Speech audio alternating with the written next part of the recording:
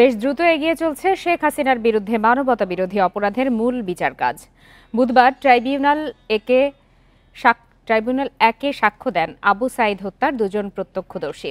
এ নিয়ে 3 দিনে 5 জন সাক্ষীর সাক্ষ্য জেরা শেষ হলো। পর্যায়ক্রমে নেওয়া হবে আরও 20 থেকে 25 জনের সাক্ষ্য। এছাড়া ট্রাইব্যুনাল 2-এ শুরু হয়েছে আবু সাঈদ হত্যার আরেক মামলার আনুষ্ঠানিক বিচার। সাদা পোশাকে পুলিশ এবং পোশাকধারী পুলিশ তারা কিন্তু ধাওয়া করছে আন্দোলন। আবু সাঈদ হত্যার এই ভিডিও সেদিন রংপুর থেকে টেলিভিশনে যে সাংবাদিক সরাসরি সম্প্রচার করেছিলেন, বুধবার ট্রাইব্যুনালে সাক্ষ্য দেন তিনি। আদালতকে জানান, রোকেয়া বিশ্ববিদ্যালয়ের 1 নম্বর গেইটে শিক্ষার্থী আবু সাঈদকে কিভাবে খুব কাছ থেকে পুলিশ গুলি করে। এ সময় তার সাথে নিয়ে আসা ঘটনার মূল ফুটেজ দেখানো হয় আদালতে। এর আগে সাক্ষ্য দেন প্রত্যক্ষদর্শী রোকেয়া বিশ্ববিদ্যালয়ের সাবেক শিক্ষার্থী রিনা মুর্মু। জানান, আবু সাঈদকে গুলি করার সময় পুলিশের পাশে বিশ্ববিদ্যালয় প্রশাসন ও ছাত্রলীগ যুবলীগের নেতাকর্মীরাও ছিল। শেখ হাসিনার বিরুদ্ধে আনা 5টি অভিযোগের মধ্যে একটি আবু সাঈদ হত্যার ঘটনা।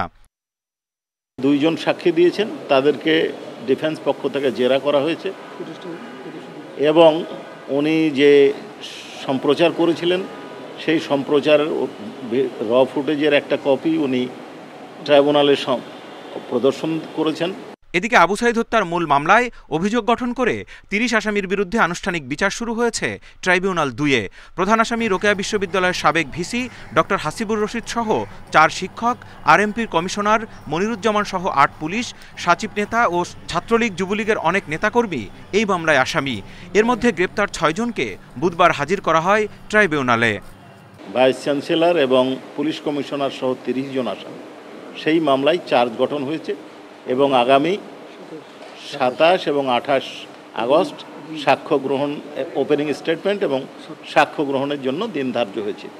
শেখ হাসিনার মামলায় পরবর্তী সাক্ষ্য গ্রহণ 17 August. Zahidul Bashar, Independent News, Dhaka.